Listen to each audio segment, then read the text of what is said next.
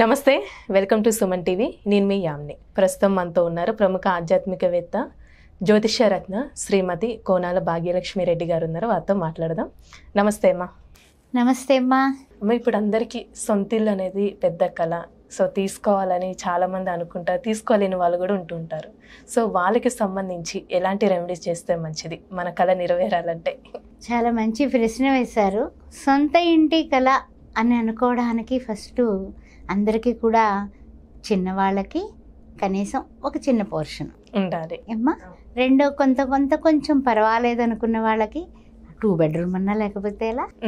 ఆ తర్వాత ఇంకాస్త పిల్లలకి వాళ్ళకి స్పెషల్గా ఉండాలి, గెస్ట్ రూమ్ ఉండాలి, 3 బెడ్రూమ్ కావాలి. అలా అపార్ట్మెంట్ అయినా అమర్చుకుంటే చాలు. లేకపోతే గృహాలు ఇప్పుడు అన్నీ కూడా ఇస్తున్నారు కదా ప్రభుత్వాలు. అలా అన్న గృహం అనేది మాకు యోగం ఉందా లేదా, ఎన్నిసార్లు అప్లికేషన్స్ పెట్టాము రాలేదు, ఇలా రకరకాలైన ఆలోచనలు కామన్గా జనాలందరికీ కూడా ఉంటాయి. అయితే ఈ సొంత ఇంటి కళ నెరవేరాలి అంటే ఏం చేయాలి అనేది అందరికీ కూడా ఎన్ని రకాలుగా ఎంతమంది చెప్పినప్పటికీ కూడా అందరికీ కొత్త విషయం ఇది. ఎప్పటికప్పుడు కొత్త అన్నమాట. వస నివాసే వాస్తు అన్నారు. అంటే నివాసం చేయడానికి వాస్తు ప్రకారము అసలు ఎలాంటి వసతి మనకి కావాలి, భగవంతుణ్ణి మనం ఎలా వేడుకుంటే మనకి సొంత ఇంటి కళ నెరవేరుతుంది అనే విషయాన్ని తప్పనిసరిగా నేను ఇప్పుడు ఏంటంటే కనుక కొంత స్వానుభవం కూడా, మేము ఇల్లు ఎలా కొనగలిగాము హైదరాబాద్లో అనే విషయాన్ని కూడా ఇందులో జోడించి నా స్వానుభవం కూడా మీతో పంచుకుంటాను. నేను ఇల్లు కట్టి చూడు పెళ్లి చేసి చూడు అన్నారు కదా. ఇల్లు కట్టాలన్నా డబ్బులే కావాలి, పెళ్లి చేయాలన్నా డబ్బులే కావాలి, డబ్బుతో కూడిన వ్యవహారం. అయితే భగవదానుగ్రహం వైపుకి నీవు చూడు, డెఫినెట్గా నువ్వు అనుకున్నటువంటి ఇల్లుని సాధించగలుగుతావు. లేకపోతే ఏదైనా సరే ఒక దారి అనేది మీకు దొరుకుతుంది. అంటే లోన్ లాంటివి కానీ ఏదైనా సరే ఒక మార్గం అయితే భగవంతుడు ఇస్తాడు అనేది నా నమ్మకం.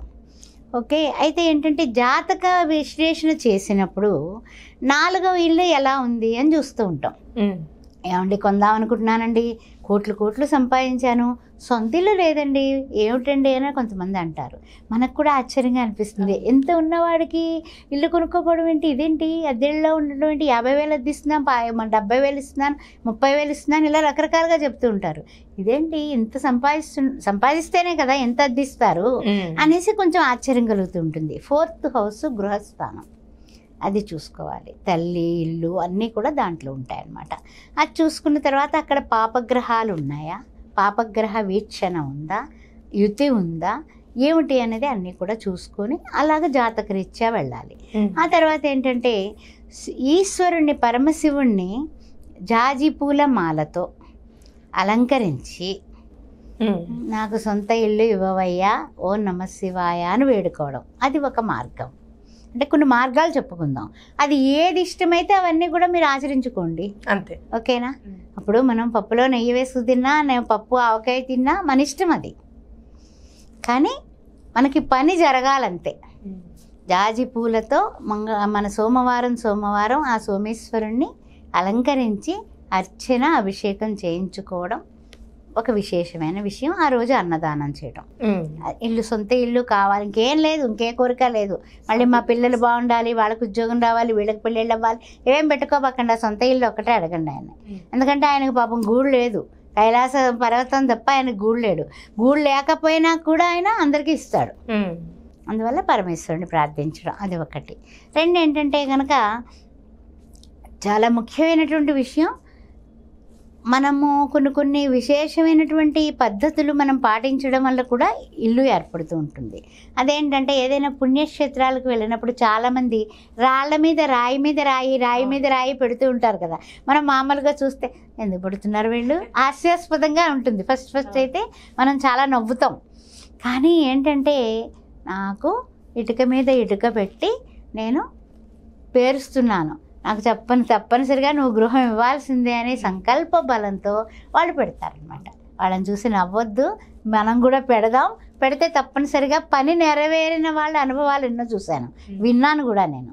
అందుకని అది తప్పేం కాదు. అంటే అది ఆ విషయంలో కూడా మీరు గుర్తుపెట్టుకోండి. 3వ విషయానికి వస్తే కనుక లక్ష్మీ నరసింహస్వామికి అర్చన ద్వారా, తులసి మాలల ద్వారా మంగళవారాలు చేయడం వల్ల ఆయన్ని అర్చించినా కూడా సొంత ఇల్లు కల నెరవేరుతుంది.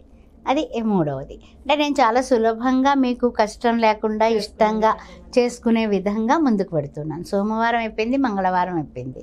ఆ తర్వాత రావి చెట్టు కింద ఒక దీపం, మట్టి ప్రమిద తీసుకొచ్చి ఒక దీపం పెట్టాలి. అది ఎలా పెట్టాలంటే కనుక కనీసం 1 గంట అన్నా సరే ఆ దీపం వెలగాలి. అందువల్ల కొంచెం ముద్దహారత కర్పూరాన్ని ఒత్తికి 7 ఒత్తుల దీపం అనమాట, ఒత్తికి కొంచెం రాసేసి పెడితే అది ఆరిపోదు గాలికి. బాగా గుర్తుపెట్టుకోండి, చక్కగా పెట్టండి. పెట్టేసి దానికి 9 ప్రదక్షిణాలు చేయండి. రావి చెట్టు చుట్టూ, రావి చెట్టును ముట్టుకోబాకండి, 9 ప్రదక్షిణాలు 9 ప్రదక్షిణాలు చేయండి. ఇది యక్షిణీ దీపం అంటూ ఉంటారు, కానీ ఏదేమైనప్పటికీ కూడా మన సొంత ఇంటి కల నెరవేరడానికి మనం ఏమన్నా చేస్తాం. అందు గురించి ఇది ఒక రెమెడీ అనమాట. అది శనివారం పూట చేయడం మంచిది. సరే, నువ్వుల నూనెతో దీపం. మళ్ళీ మళ్ళీ ఆ నూనె ఈ నూనె అని మీరేం కంగారు పడకండి. నువ్వుల నూనె శ్రేష్టమైంది. అది రావి చెట్టు దగ్గర పెట్టి తప్పనిసరిగా రావి చెట్టుకి నమస్కారం. త్రిమూర్తి స్వరూపం రావి చెట్టు, అందువల్ల దానికి మొత్తం మీద తిరగడం అదొకటి. సరే, 9 ప్రదక్షిణాలు చేసామండి. ఎన్ని వారాలు చేయాలి అది ఒక మనకి అందరికీ ఉండండి. ఇల్లు కుదిరే వరకు కూడా మీరు చేస్తూనే ఉండండి. ఏమైపోయింది, 9 వారాలు చేయండి, కుదరలేదు 18 వారాలు చేయండి, అలా వేసుకుంటూ వెళ్ళండి. డెఫినెట్గా ఇల్లు కుదురుతుంది. అది ఒక మంచి రెమెడీ. మీకు ఇంకా ఏమన్నా చిన్న చిన్న అనారోగ్య సమస్యలు ఉన్నా కూడా ఈ యొక్క మీరు ఎప్పుడైతే ప్రదక్షిణలు చేస్తారో అన్నిటిలోంచి బయటకు వచ్చేస్తారు. తర్వాత బాగుంది, సరే బాగానే ఉంది కదా, ఇంకేంటి మరి ఇల్లు దొరకాలి అంటే ఇంకేంటి అని నా స్వానుభవం చెప్తానన్నాను కదా, ఆ విషయంలో పడదాం. ఈ హైదరాబాద్ పట్టణంలో వచ్చిన తర్వాత మేము ఇక్కడికి వచ్చి 12 సంవత్సరాలు అవుతుంది. ఈ 12 సంవత్సరాల్లోని ఇల్లు కొనుక్కోలేకపోయామే, అపార్ట్మెంటులో ఉంటున్నాము, దానికి 20,000 25,000 అద్దెలు కడుతున్నాము, కానీ ఇల్లు కొనుక్కోలేకపోయామనే బాధ నాకు వెంటాడేది. మా ఇంట్లో 33 కిలోల అమ్మవారి యొక్క అనుష్ఠానం చేసుకునేటటువంటి చక్ర పీఠం ఉంది, శ్రీచక్రం ఉంది, మేరు అంటూ ఉంటారు, అది ఉంది. గొళ్ళల్లో ఉండేది మన ఇంట్లో ఉంది. అమ్మవారికి నైవేద్యం పెట్టి కానీ నేను బయటకు రాను. ప్రతిరోజు కూడా నిత్య నైవేద్యం జరుగుతుంది. అయితే ఏంటంటే అమ్మవారి దగ్గర నేను ఇలాగే అడిగాను. ఒక దేవీ నవరాత్రిలో మా ఇంటి ఆయన ఇల్లు ఖాళీ చేసేయండి అని ఫోన్ చేశారు. వాళ్ళ ఇల్లు ఖాళీ చేసేయాలి, నేను నెత్తి మీద పెట్టుకుని ఎక్కడికి వెళ్ళాలమ్మా నేను ఇలాగే అన్నాను. అంటే భగవంతుడు అంటే మనం భగవంతుడిని ఎలా ప్రేమిస్తే అలాగే అద్భావం తద్భవతి, ఎలా పట్టుకుని వెళ్ళాలమ్మా నేను. ఏమిటో మళ్ళీ ఇప్పుడు ఇల్లు మారాలంటే ఎంత సమస్య అని అనుకొని నేను ఆమెని అలా పట్టుకొని, ప్లీజ్ అమ్మా నాకు ఇల్లే ఉండేటట్టు చేయొచ్చు కదా, ఆయన వాళ్ళ చుట్టాలకు అమ్ముతానంటున్నాడు, నాకు కొంచెం ఏమన్నా అవకాశం ఇస్తాడేమో, కాస్త నువ్వు చూడొచ్చు కదా అని ఒక రికమెండేషన్ పెట్టుకున్నాను. అర్జీ పెట్టుకుంటాం కదా, మన అమ్మ దగ్గర అడగమా, అడుక్కుంటే అమ్మన్న పెడుతుంది కదా, అలాగే నేను కూడా చేతులు చాచి ప్లీజ్ నాకు కొంచెం చెయ్యి అనేసి అడిగాను. అయితే తెలీదు నిజంగా, ఇది అక్టోబర్లో జరిగింది. నవంబర్ డిసెంబర్లో మనం వేరే ఇంటికి వెళ్ళిపోవాలి, అడ్వాన్స్ ఇచ్చేసి వచ్చేసాం. 2 నెలల అద్దె అడ్వాన్స్ అన్నారు, ఇచ్చేసాము పక్క వీధిలోకి. అయితే ఈయన ఫోన్ చేసి అమ్మ మీకు ఏమన్నా ఐడియా ఉందా అన్నాడు. అంటేనే వెంటనే మా ఆయనతో అడిగాము. అంత క్రితమే అనుకున్నాం మనకి ఈయన ఎవరికో ఇస్తున్నారు అనేసి. అనుకుంటే ఏమండి అలాగేనండి, కానీ మరి మీరు ఎంత రేటు చెప్తారేమిటో అన్నాను. అంటే మీ ఐడియా ఏంటి, ఇక్కడ ఏం నడుస్తుంది, నేను ఖచ్చితంగా ఏం నడుస్తుందో చెప్పాను. నేను అబద్ధాలు చెప్పలేను, నేను అబద్ధాలు మోసాలు 2 మనకొద్దు, ఉన్న విషయం చెప్పాను. చెబితే ఆయన అలా కదని ఆయన ఏదో ఒక మాట అన్నారు అనేసి, అంటే అమ్మ బాబాయ్ ఆలోచించుకోవాలి, మా ఆయనతో చెప్పాలండి అన్నాను. మన్నాడు 3వ నాడుకి మేము ఇల్లు ఖాళీ చేసి అవతల వాళ్ళకి అడ్వాన్స్ ఇచ్చి ఆ ఇంట్లోకి మారడం ఎలా వెళ్ళామో తెలుసా, ఈ ఇల్లు మరమ్మతు చేసుకుని తిరిగి రావడానికి కారకత్వం అయింది. అదే అమ్మవారు. అందువల్ల అమ్మవారికి ఉంది ఏంటంటే కనుక చింతామణి గృహంతస్థ, చింతామణులతో ఉన్నటువంటి గృహం ఉన్నది. మా గృహం ఏమిటి, చిన్న అపార్ట్మెంట్, చిన్న గూడు అది. ఓకే, పంచబ్రహ్మాసన సంస్థిత, నువ్వు తలుచుకుంటే ఇవ్వలేనిది ఏముందమ్మా. ఓకే, అందువల్ల ఈ మంత్రాన్ని కూడా ఇల్లు కొనాలనుకునే వాళ్ళు 108 సార్లు చేసుకుంటే తప్పనిసరిగా కోరిక నెరవేరిపోతుంది. శ్రీమన్ నగర నాయకి ఆవిడది ఏమన్నా తక్కువైన లలితా సహస్రనామంలో ఉన్నటువంటి ఈ మంత్రాన్ని చేసుకున్నా కూడా చాలా దేవీ నవరాత్రుల్లో ప్రతిసారి లలితా సహస్రనామం అలా చదువుకుంటూ ఒక 5 సార్లు 11 సార్లు అలా పారాయణ చేస్తూ ఉంటాను. అట్లాంటప్పుడు ఇది కాస్త ఇంచుమించు ఒక 3 సార్లు చదువుకుంటూ ఉండేదాన్ని. చింతామణి గృహంతస్థ శ్రీమన్నగర నాయక అట్లా అనుకుంటూ ఉండేదాన్ని. అది ఏమైందంటే అది ఒక నిజంగా మంత్ర బలం వల్ల అయిండొచ్చు, ఆవిడ నేను పెట్టిన కోరిక సమంజసంగా కనపడచ్చు. అదే ఇంటికి మనం వేరే ఇంట్లోకి మారి ఇల్లంతా కూడా చక్కగా మళ్ళీ అంతా కూడా రెన్యూల్గా మంచి ఇదిగా చేసేసుకొని ఎక్సలెంట్గా మనకి మోడరేట్గా ఉండేలాగా మళ్ళీ ఈ ఇంట్లోకి 3 నెలలు మళ్ళీ మాఘమాసం వస్తువులోకి వచ్చేసామమ్మ. కార్తీక మాసంలో మారాం వేరే ఇంటికి. కరెక్ట్గా మాఘమాసంలో మళ్ళీ పాలు పొంగించుకొని దేదీప్యమానంగా స్వామి వ్రతం సత్యనారాయణ వ్రతంతో సహా అమ్మవారికి నిత్య దీప ధూప నైవేద్యాలతో ఆవిడకి ఒక రూమ్ కూడా ప్రత్యేకంగా కట్టించుకొని ఇంట్లోకి వచ్చేసాం. అందువల్ల అమ్మ దయ ఉంటే ప్రపంచంలో ఎక్కడ ఉన్నప్పటికీ కూడా మీరు ప్రార్థించండి. మీ కళ్ళ నీళ్ళు వాళ్ళకి వీళ్ళకి చెప్పుకొని ఈ ఫోనుల్లో కాదు, అమ్మ దగ్గరే కూర్చొని చెప్పుకోండి. మన కష్టం, మన నష్టం, మన బాధ, మన ఏమున్నప్పటికీ కూడా తీర్చేటటువంటి అమ్మలగన్న అమ్మ ఆది పరాశక్తి లలితాదేవి. అందువల్ల తప్పనిసరిగా మీ సొంతింటి కల నెరవేరి తీరుతుంది.